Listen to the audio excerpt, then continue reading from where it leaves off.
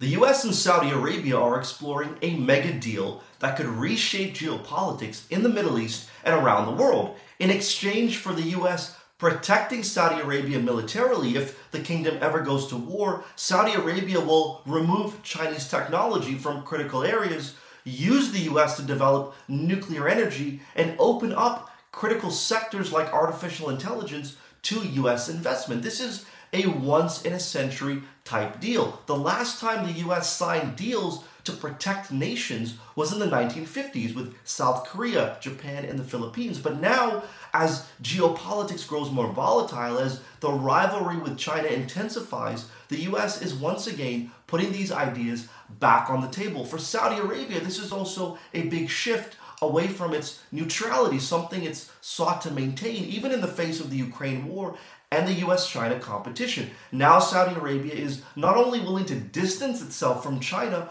but also double down with the US. And this could jeopardize major Chinese strategic bets, from the petro yuan to a China-Arab alliance, if Saudi Arabia moves closer towards Washington. And for the Middle East, this is an equally big challenge, as countries like the UAE have sought to be the Singapore of the Middle East, completely neutral. But if Saudi Arabia moves closer into the US orbit, other Arab nations may either want to do the same thing or may want to maintain their neutrality, fragmenting the Middle East between nations who are picking sides and nations who are not. And behind all of this is the role of technology. Technology is no longer just a peripheral variable, it's now becoming a driver of geopolitics, so much so that a US-Saudi deal hinges on Saudi Arabia ejecting Chinese technology, reflecting the power that technology has to change the balance of power